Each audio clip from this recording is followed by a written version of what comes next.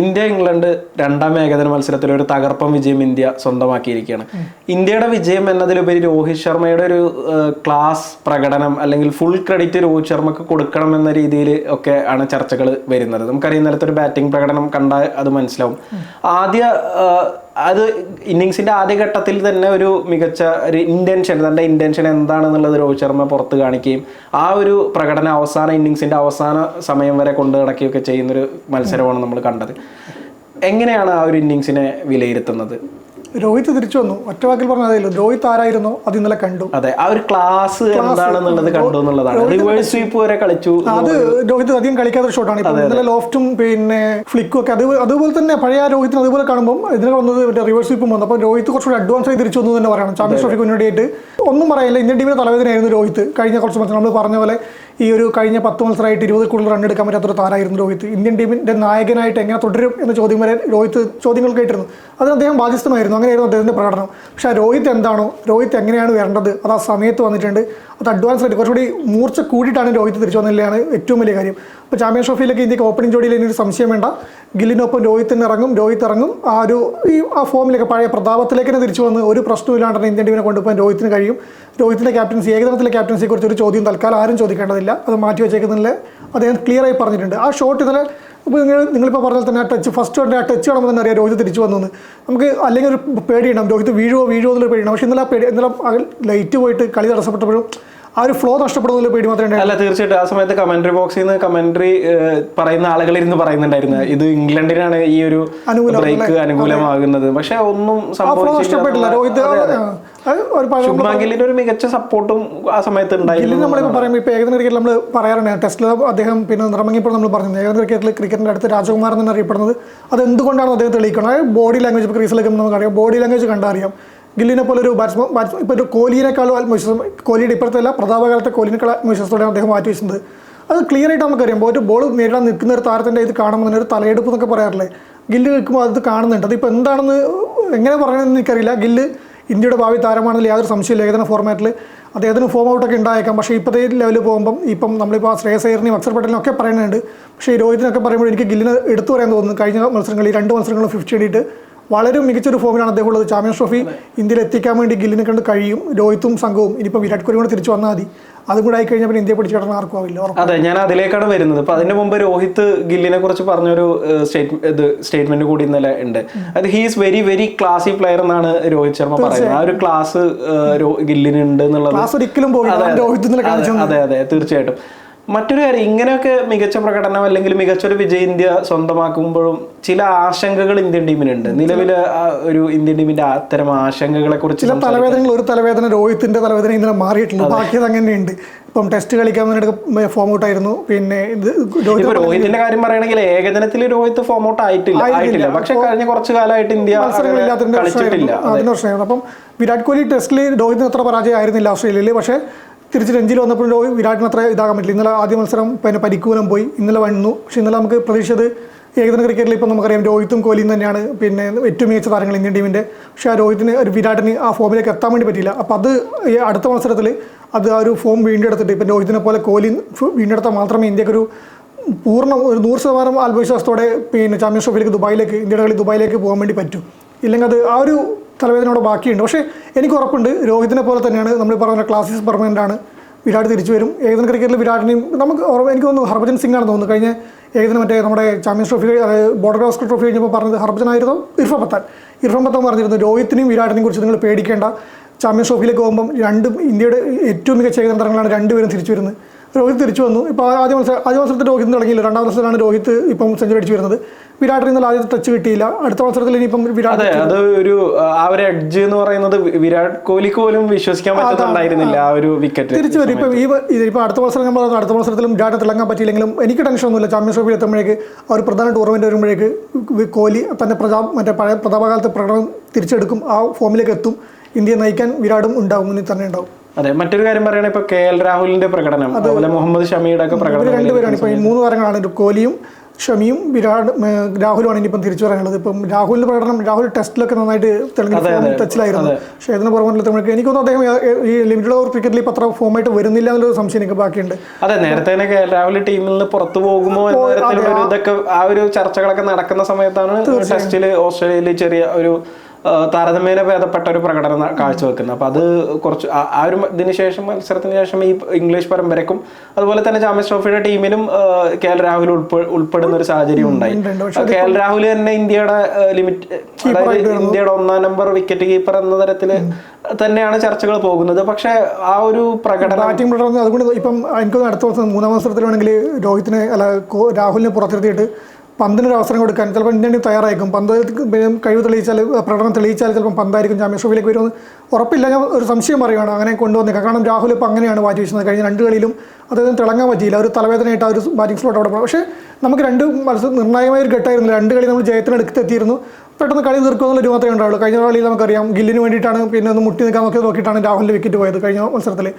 പിന്നെ രാഹുലിന്റെ കാര്യം പറയുകയാണെങ്കിൽ വേറൊരു കാര്യം കൂടി ഉണ്ട്. അതായത് ഓർഡർ മാറിയിട്ടാണ് കളിക്കുന്നത്. താഴേക്ക് വന്ന് അക്ഷർ പട്ടേൽ മുകളിൽ വന്ന് കളിക്കുന്നു. ആ അക്ഷർ പട്ടേൽ കിട്ടിയ 2 മത്സരങ്ങളിലും മികച്ച പ്രകടനം കാഴ്ചവെക്കുകയും ചെയ്യും. ആ സ്ലോട്ട് അക്ഷർ പട്ടേൽ ബുക്ക് ചെയ്തു തന്നെ പറയാൻ പറ്റും. അത് ഇന്നലെ രോഹിത് മത്സരം പറഞ്ഞല്ലോ, അത് ഉറപ്പാണ്. അദ്ദേഹം തെളിയിച്ചു കഴിഞ്ഞു അവിടെ ഇറങ്ങാൻ പറ്റിയൊരു. അദ്ദേഹം ഒരു ബോളിംഗ് ഓൾറൗണ്ടർ അറിയപ്പെടുന്നെങ്കിലും ആദ്യം മുതലേ കരിയർ തുടക്കം മുതലേ ആഭ്യന്തര ക്രിക്കറ്റിൽ മുതലേ ബാറ്റിങ്ങിലും മികച്ച പ്രകടനം കാഴ്ചവെക്കുന്ന താരം തന്നെയാണ്. അപ്പം ഇന്ത്യൻ ടീമിന് ഒരു മികച്ച ഒരു ഓൾറൗണ്ടർ കൂടെ കിട്ടി. ഏകദേശം ഒരു ഫോർമാറ്റിലേക്ക് ഉറപ്പിക്കാൻ വരുന്നൊരു താരത്തെ കൂടെ കിട്ടിയതേ ഉള്ളൂ. അപ്പോൾ അതും അങ്ങനെ പോകും. പിന്നെ നമ്മൾ പറഞ്ഞാൽ ഇപ്പോൾ ഷമിയാണ്. ഷമി എന്ന് പറഞ്ഞാൽ ഇന്ത്യയുടെ വിക്കറ്റ് ടേക്കിംഗ് ബോളറായിരുന്നു. കഴിഞ്ഞ ലോകകപ്പിലൊക്കെ നമുക്ക് കണ്ടാണ്. അപ്പോൾ തിരിച്ചു വരവിൽ ഷമിക്ക് വിക്കറ്റ് കഴിഞ്ഞ 2 മത്സരത്തിലും ഓരോ വിക്കറ്റ് നേടാനായത്. പക്ഷേ ഇന്നലെ റൺ വഴങ്ങിയിട്ടുണ്ടല്ലേ നന്നായിട്ട്. ഷമി എങ്ങനെ നേരില്ല. പക്ഷേ ഇന്നലത്തെ മത്സരം എന്ന് പറഞ്ഞു കഴിഞ്ഞാൽ ബാറ്റിങ്ങിന് അനുകൂലമായിട്ടുള്ള ഒരു, എന്നാലും ഷമിയാണ് വലുതാണെന്ന് പറഞ്ഞു. ഷമി നമ്മൾ പറഞ്ഞത് അതാണ് അതിന് മാറ്റം വരുന്നത്. പേസർമാർക്ക് കാര്യമായി ഒന്നും ചെയ്യാൻ പറ്റാത്ത ഒരു സാഹചര്യം കൂടി അങ്ങനത്തെ പിച്ചുകളിലൊക്കെയാണ് ഷമിയായിട്ട് ഇതുവരെ കളിച്ചിട്ടുള്ളത്. നമ്മൾ കഴിഞ്ഞ ലോകകപ്പിലെ കണ്ട പോലെ ആര് തല്ല് വാങ്ങുമ്പോൾ ഷമി റൺ വിട്ടെടുക്കുന്നതിൽ ഒരു ധാരാളിത്തം കാണിച്ച താരമാൻ തന്നെ ആയിരുന്നല്ലോ. അപ്പോൾ ആ ഒരു ഷമിയെ നമുക്ക് നഷ്ടപ്പെടുന്നില്ല. മൂർച്ച കുറഞ്ഞു എന്നുള്ള ടെൻഷനാണ് വരുന്നത്. ഷമിയെക്കുറിച്ച് ഇപ്പോൾ നമുക്ക് വേറെ ആശങ്കകളൊന്നുമില്ല. ഷമി ഇപ്പോൾ തിരിച്ചു വന്ന് എല്ലാ കളിയിലും വിക്കറ്റ് വീഴ്ത്തുന്നുണ്ട്. കഴിഞ്ഞ മത്സരങ്ങളൊക്കെ T20 മാത്രമാണ് ആ ഒരു കളിയിൽ വിക്കറ്റ് കിട്ടാതെ പോയത്. ഷമി ആ വിക്കറ്റ് കിട്ടുന്നുണ്ട്. പക്ഷേ ഇതായിരുന്നില്ല ഷമിയിൽ നിന്ന് ഇതിൽ കൂടുതൽ നമ്മൾ പ്രതീക്ഷിക്കുന്നുണ്ട്. അതാണ് നമുക്ക് ഒരു നിരാശ. പക്ഷേ ഈ 1.5 വർഷത്തോളം മൈതാനത്ത് പുറത്ത് നിന്ന് തിരിച്ചു വരുന്ന ഒരു താരം എന്നുള്ളൊരു പ്രശ്നം സമയത്ത് ഷമി എങ്ങനെയായിരുന്നു? അതുപോലെ തന്നെ ഇപ്പോൾ പരിക്കുവരി പുറത്തിരുന്നിട്ട് തിരിച്ചു വന്നിട്ടാണ് അദ്ദേഹം കളിച്ചത്. ഓർമ്മയില്ല നമുക്ക്. അപ്പം ഷമിയിൽ നമ്മുടെ പ്രതീക്ഷയുടെ പ്രശ്നമാണ് ഇത്, വേറൊന്നുമല്ല. ഷമിയിൽ നമ്മൾ ഇതിനേക്കാൾ പ്രതീക്ഷിക്കുന്നുണ്ട്. ഈ രാഹുലിൻ്റെ ഒക്കെ കോഹ്ലിയുടെ കാര്യം പറഞ്ഞ പോലെയല്ല, ഷമിയിൽ നമ്മൾ ഇതിനേക്കാൾ പ്രതീക്ഷിക്കുന്നുണ്ട്. റൺ വിട്ടെടുക്കില്ല, കൂടുതൽ വിക്കറ്റുകൾ ഇടും. ഇതാണ് നമ്മൾ പ്രതീക്ഷിക്കുന്നത്. പക്ഷേ ഷമി ഇംഗ്ലീഷ് താരങ്ങൾ നന്നായിട്ട് നേരിടുന്നുണ്ട്. ഇപ്പം പറഞ്ഞ ബാറ്റിംഗ് പിച്ചാണ്, പക്ഷേ എങ്കിലും നേരിടുന്നുണ്ട്. അത് നമ്മൾ അവിടെ ആ ബാറ്റിംഗ് പിച്ചിൽ ഷമിയുടെ പ്രകടനം കാണാൻ വേണ്ടി നമ്മൾ നിൽക്കുന്നത്. നമുക്ക് അതായത് ഷമി ബോൾ എടുക്കുന്നുള്ള ഒരു പ്രതീക്ഷ അത് കിട്ടുന്നില്ല, അതിലൊരു പ്രശ്നമേ ഉള്ളൂ. പിന്നെ എടുത്തു പറയേണ്ടത് ബുംറയുടെ ഒരു പരിക്ക്. ബുംറ പുറത്താണ്. മാത്രമല്ല അർഷ്ദീപാണ് ഈ ചാമ്പ്യൻസ് ട്രോഫിയിൽ ഇന്ത്യയിലുള്ള ഒരു പേസർ, ഇന്ത്യൻ ടീമിലുള്ള ഒരു പേസർ. പക്ഷെ അർഷ്ദീപിന് കഴിഞ്ഞ 2 മത്സരങ്ങളും അവസരം കൊടുത്തിട്ടില്ല. ഷമിക്കും അതുപോലെ തന്നെ അരങ്ങേറ്റക്കാരനായിട്ടുള്ള ഹർഷിത് റാണയ്ക്കൊക്കെയാണ് പുറത്തിരിക്കാനുള്ള ചാൻസ് കൂടുതൽ നമുക്ക് കാണുന്നത്. ഇപ്പം ഹർഷിത് റാണ വിക്കറ്റ് ആദ്യ കളിയിലൊക്കെ എടുക്കുന്നെങ്കിലും പിന്നെ റൺ വഴങ്ങുന്ന ഒരു താരമാണ്. എനിക്ക് ഇന്നലെ അർദ്ധനായിട്ടില്ല രോഹിത് ചൂടാവുന്ന ഇത്. പിന്നെ ഓവർ ത്രോ വാങ്ങിയിട്ട് റൺ കൊടുക്കേണ്ട ആവശ്യം, അവർ അനാവശ്യമായിട്ട് റൺ 4 വഴങ്ങുകയാണ് അദ്ദേഹം. അപ്പം രോഹിത്തിനെ നിങ്ങളുടെ മനസ്സ് എവിടെയാണെന്നൊക്കെ ചോദിക്കുന്നത് നമ്മൾ കണ്ടാണ്. അപ്പം എനിക്ക് 3-ാമത്തെ മത്സരത്തിൽ പരമ്പര നേടിക്കഴിഞ്ഞു. അപ്പം പിന്നെ റാണയെ പുറത്തെടുത്തിട്ട് ചില മാറ്റങ്ങൾ ഞാൻ കരുതുന്നുണ്ട്. ഒരു 4ഓളം താരങ്ങൾ ഇപ്പം മാറ്റും. ഇപ്പം നമ്മുടെ ഫോമിലുള്ള ഗില്ലിനെയും അക്ഷർ പട്ടേലിനെയും ശ്രേയസ് അയ്യറിനെയും പുറത്തിരുത്താം. അവർക്കൊരു വിശ്രമം അനുവദിക്കാം. അതുപോലെ തന്നെ ഈ റാണയെ മാറ്റിയിട്ട് അവിടെ പിന്നെ ഹർഷ്ദീപിനും കൂടി അവസരം കൊടുക്കാം. ഗില്ലിന് പകരം ജയ്സ്വാൾ ആദ്യ മത്സരം കളിച്ച് ഇറങ്ങേറിയാണ് ജയ്സ്വാളിന് അന്ന് അധികം തിളങ്ങാൻ പറ്റിയില്ല. അപ്പോൾ ഗില്ലിന് പകരം ജയ്സ്വാളിന് വരാം. അപ്പോൾ ശ്രേയസ് അയ്യറിന് പകരം നമുക്ക് വേണമെങ്കിൽ പന്തിനെ ഇറക്കാം. പന്തിനെ നമ്മൾ പറഞ്ഞാൽ ഇപ്പം രാഹുലിൻ്റെ ടീമിൽ നിർത്തിക്കൊണ്ട് തന്നെ പന്തിനെ കളിപ്പിക്കാം. അക്ഷർ പട്ടേലിന് പകരം നമുക്ക് വാഷിംഗ്ടൺ സുന്ദറിനെ കളിപ്പിക്കാം. പിന്നെ ഷമിക്ക് പകരം ഹർഷ്ദീപ് വരാം. ഇങ്ങനെ 4 മാറ്റം 3-ാം മത്സരത്തിലേക്ക് നമ്മൾ പരമ്പര നേടിക്കഴിഞ്ഞാൽ സ്ഥിരം അങ്ങനെ ചെയ്യുന്നതാണ്. ഒരു പരമ്പര മുന്നിൽ നിൽക്കുന്നുണ്ട്. അപ്പോൾ പിന്നെ ഒരു പിന്നെ താരങ്ങൾക്ക് അധികം ഇത് കൊടുക്കാതെ വിശ്രമം കൊടുത്തിട്ട് ഒരു മാറ്റത്തിന് ഇന്ത്യൻ ടീം തയ്യാറായേക്കും.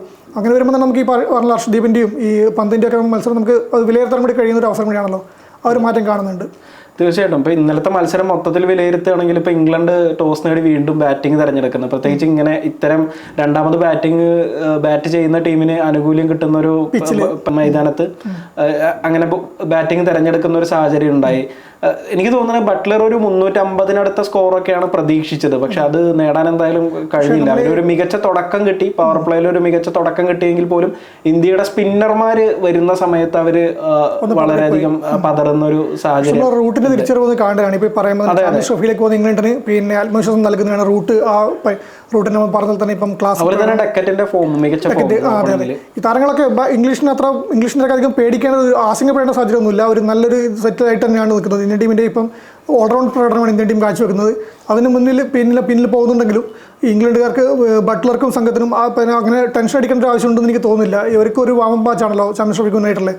അപ്പോൾ അതിനവരും ഓക്കെ ആണെന്ന് ഈ റൂട്ടൊക്കെ തിരിച്ചു വരുമെന്ന് പറഞ്ഞ് ബട്ട്ലർക്ക് വേറെ ചിന്തിക്കേണ്ട ആവശ്യമില്ല. ബട്ട്ലറും റൂട്ടും ഫോമായാൽ തന്നെ ഇംഗ്ലീഷ് ബാറ്റിംഗ് നിരക്ക് ഏത് റണ്ണും ചേസ് ചെയ്യാനും എത്ര റൺസ് ഉയർത്താനും വരുന്ന ഒരു ടീമായിട്ട് അവർ മാറും. പക്ഷേ ഇതൊക്കെ പറയുകയാണെങ്കിൽ സ്പിന്നിനെതിരെ ഒരു പരാജയപ്പെടുന്നത് ചാമ്പ്യൻസ് ട്രോഫിയിൽ അവർക്ക് തിരിച്ചടിയാവാനുള്ള സാധ്യതയില്ലേ? കാരണം അഫ്ഗാനിസ്ഥാൻ പോലെ ഒരു മികച്ച ഒരു സ്പിൻ അറ്റാക്ക് ഉള്ള ഒരു ടീമിനെതിരെ ആണ് മത്സരം വരുന്നത്. അതും ഇന്ത്യൻ ഭൂഖണ്ഡത്തിൽ തന്നെയാണ് മത്സരം നടക്കാൻ പോകുന്നത്. തീർച്ചയായും ആ ഒരു പ്രശ്നം ഉണ്ടായി. പക്ഷെ അതിനെ മറികടക്കാൻ ഈ താരങ്ങൾ ആത്മവിശ്വാസം വീണ്ടെടുത്ത് കഴിഞ്ഞാൽ പിന്നെ വലിയ പ്രശ്നമൊന്നും എനിക്ക് തോന്നുന്നില്ല. അവർക്ക് അതിന് മറികടക്കാൻ തന്ത്രങ്ങൾ മറ്റേ ഇംഗ്ലണ്ട് ടീം മെനഞ്ഞേക്കാം. തീർച്ചയായിട്ടും. ഇതൊക്കെ പറയുകയാണെങ്കിലും ഇപ്പുറത്തെ ഇന്ത്യയുടെ ഭാഗത്ത് വരുമ്പോൾ രോഹിത് ശർമ്മയുടെ ആ ഒരു വളരെ നാച്ചുറൽ ആയിട്ട് ഒരു ഗെയിമാണ് രോഹിത് ശർമ്മ. അതെ, മത്സരത്തിന് ശേഷം രോഹിത് ശർമ്മ പറയുന്നുണ്ടായിരുന്നു ഇംഗ്ലീഷ് ബൗളർമാർ ബോഡിയിലേക്ക് പന്തെറിയാനുള്ള ഒരു ശ്രമമാണ് നടത്തിക്കൊണ്ടിരുന്നത്. പക്ഷെ നമുക്ക് ബാറ്റ്സ്മാന് ഒരു റൂം കിട്ടാതിരിക്കുന്ന ഒരു സാഹചര്യം ക്രിയേറ്റ് ചെയ്യുക എന്നുള്ളതായിരുന്നു ഇംഗ്ലണ്ടുകാരുടെ ഒരു മെയിൻ സ്ട്രാറ്റജി. പക്ഷെ രോഹിത് കൃത്യമായി അതിന് തയ്യാറെടുത്തിട്ടാണ് കളിച്ചത് എന്ന് വളരെ ആത്മവിശ്വാസത്തോടെ പറയുന്നു. ആ ഒരു ക്യാപ്റ്റനെ ആ ഒരു അർത്ഥത്തിൽ ആത്മവിശ്വാസത്തോടെ തിരിച്ചു കിട്ടുന്നു എന്നത് കൂടി വളരെ ഇന്ത്യനെ സംബന്ധിച്ച് വളരെ പോസിറ്റീവ്. മത്സരം തോറ്റിരുന്നെങ്കിൽ കൂടി രോഹിത്തിന്റെ ഫോം മാത്രം ആ ഒരു ഒറ്റ ആത്മവിശ്വാസം മതി ഇന്ത്യൻ ചാമ്പ്യൻസ് ട്രോഫിയിലേക്ക് പോകാൻ വേണ്ടി. തീർച്ചയായിട്ടും. അപ്പൊ ഇന്നലത്തെ മത്സരം ഇന്ത്യ ഒരു മികച്ച വിജയം തന്നെ നേടി. അത് ആ ഒരു സാഹചര്യത്തിൽ പറയുന്നത് ഗില്ലിന്റെ പ്രകടനം, അക്ഷർ പട്ടേലിന്റെ പ്രകടനം, ശ്രേയസ് അയ്യരുടെ മികച്ച ഫോം തുടരുന്നു എന്നതൊക്കെ ഇന്ത്യക്ക് പോസിറ്റീവാണ്. ഈ ഒരു അർത്ഥത്തിൽ ഇങ്ങനെ കളിക്കുകയാണെങ്കിൽ ചാമ്പ്യൻസ് ട്രോഫി ഇന്ത്യക്ക് അനായാസം ഒരു സംശയമില്ല. നമുക്കെന്തായാലും ആഗ്രഹം ഇന്ത്യൻ ടീമിൽ കിട്ടണം തന്നെയാണ്. ഈ 2-3 നമ്മൾ നേരത്തെ പറഞ്ഞ തലവേദനകൾ 2-3 തലവേദന ഉണ്ടായിരുന്നു. അതിലൊരു തലവേദന പിന്നെ ഇപ്പോൾ നമുക്കൊരു ആശ്വാസമായി മാറിയിട്ടുണ്ട് രോഹിത്തിന്റെ തിരിച്ചറിവ്. ആവേശമായിട്ടുണ്ട്. ഇതേ ആവേശം വിരാടും തരുന്നത് എനിക്ക് ഉറപ്പാണ്. ഇപ്പം അടുത്ത മത്സരത്തിൽ നമുക്ക് കാണാം. അത് കണ്ടില്ലെങ്കിൽ നമുക്ക് ചാമ്പ്യൻസ് ട്രോഫിയിൽ ആദ്യ മത്സരത്തിൽ തന്നെ വിരാട് ആ ഫോമിലേക്ക് എത്തും. ആ ആവേശം നൽകും. ടോപ്പ് ഓർഡർ പിന്നെ ഇന്ത്യ ക്ലീനായി.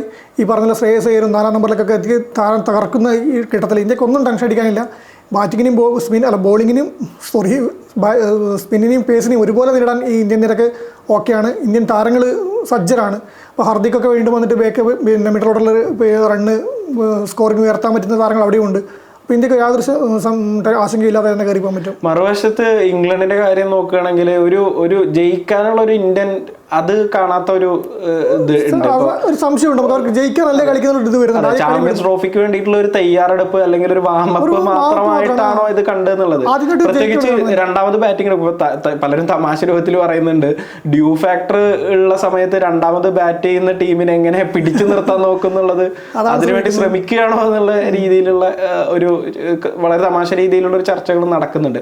പിന്നെ മാത്രമല്ല ഒരുപാട് ചില റെക്കോർഡുകളുടെ കാര്യത്തിൽ ഇപ്പൊ ഈ തോൽവിയുടെ കാര്യത്തിൽ ചില റെക്കോർഡുകളും ഇംഗ്ലണ്ടിനെ സ്വന്തമാക്കേണ്ടി വന്നിട്ടുണ്ട്. പ്രത്യേകിച്ച് 300-ലധികം റൺസ് സ്കോർ ചെയ്തിട്ട് ഏറ്റവും കൂടുതൽ മത്സരങ്ങൾ തോൽക്കുന്ന ടീമായിട്ട് ഇംഗ്ലണ്ട് മാറിയിട്ടുണ്ട്. നേരത്തെ അത് ഇന്ത്യ ഇംഗ്ലണ്ട് 27 മത്സരങ്ങളായിട്ടാണ് നിന്നുകൊണ്ടിരുന്നത്. ഇന്ത്യ 136 മത്സരങ്ങൾ കളിച്ചതിൽ 27 മത്സരങ്ങളിലാണ് ഇതുപോലെ 300 റൺസ് ആദ്യം സ്കോർ ചെയ്ത് പരാജയപ്പെട്ടിട്ടുള്ളത്. പക്ഷെ ഇംഗ്ലണ്ട് 99 മത്സരങ്ങളിൽ 300 റൺസ് ആദ്യം സ്കോർ ചെയ്തിട്ട് അതിൽ 28 തവണ തന്നെ പരാജയപ്പെടുന്ന ഒരു സാഹചര്യമുണ്ട്. മാത്രമല്ല തുടർച്ചയായ 4ാമത്തെ ഏകദിന പരമ്പര നഷ്ടപ്പെടുന്നു.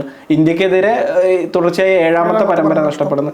അപ്പൊ ആ ഒരു അർത്ഥത്തിൽ നോക്കുകയാണെങ്കിൽ ഇംഗ്ലണ്ടിനെ സംബന്ധിച്ച ആശങ്കകളോടെ തന്നെയാണ് അവർ ചാമ്പ്യൻസ് ട്രോഫിക്ക് വേണ്ടി പോകുന്നത് എന്ന കാര്യത്തിൽ സംശയമൊന്നുമില്ല. 2 പരമ്പര നഷ്ടപ്പെടുമ്പോൾ തന്നെ T20 പരമ്പരയും അത് വേറെ ഫോർമാറ്റിലാണെങ്കിൽ കൂടി T20 മേഖല പരമ്പര നഷ്ടപ്പെടുമ്പോൾ തന്നെ ആശങ്കയാണ്. പക്ഷേ ഞാൻ പറഞ്ഞ ഇപ്പം റൂട്ടൊക്കെ തിരിച്ചു വരുന്നതിൽ ഒരു ഫോം മാത്രമാണ് ഞാൻ പറഞ്ഞൊരു ആശങ്കയില്ലാതെ കളിക്കാന്ന്. ബാക്കി ഇപ്പോൾ പറഞ്ഞ പ്രകടനം നോക്കുമ്പോൾ ഒരു ടീം എന്ന നിലയിൽ ഇംഗ്ലണ്ടിന് പരാജയം തന്നെയാണല്ലോ. 2 മത്സരം പരാജയപ്പെട്ട് പരമ്പര നഷ്ടപ്പെടുന്നു. അത് പരാജയം തന്നെയാണ്, അതിൽ സംശയമല്ല. പിന്നെ അങ്ങനെ നോക്കുകയാണെങ്കിൽ അവസാന മത്സരത്തിൽ ഒരു വിജയിക്കാനുള്ള ഒരു ഇത് അവർ നടത്തുന്ന ഒരു ആശ്വാസ ജയം നേടുക എന്നുള്ളതുണ്ട്. ഇപ്പൊ T20 ഒരു മത്സരം അവർ വിജയിച്ചിട്ടുണ്ട്. പക്ഷെ അതായത് ഇന്ത്യനെ സംബന്ധിച്ച് ഇനി അടുത്ത മത്സരം എന്ന് പറയുന്നത് അതൊരു ജസ്റ്റ് കൂടുതൽ താരങ്ങൾക്ക് അവസരം കൊടുക്കുക എന്നുള്ളൊരു ഒരു ചടങ്ങ് പൂർത്തിയാക്കുക എന്നുള്ളത് മാത്രമേ ഉണ്ടാവുള്ളൂ. പക്ഷെ ഇംഗ്ലണ്ട് വിജയിക്കാൻ തന്നെ ആയിരിക്കും അടുത്ത മത്സരത്തിൽ പോരാടുക. എന്തായാലും ഇന്ത്യയുടെ ഒരു മൊത്തത്തിലുള്ള ബെഞ്ച് സ്ട്രെങ്ത് കൂടി ചിലപ്പോൾ ഒരു പക്ഷെ പരീക്ഷിക്കപ്പെട്ടേക്കാം അടുത്ത മത്സരത്തിൽ. അപ്പൊ ആ ഒരു അർത്ഥത്തിൽ മികച്ച മത്സരം തന്നെ കാണാൻ കഴിയട്ടെ എന്ന് നമുക്ക് പ്രതീക്ഷിക്കാം. ഓക്കെ.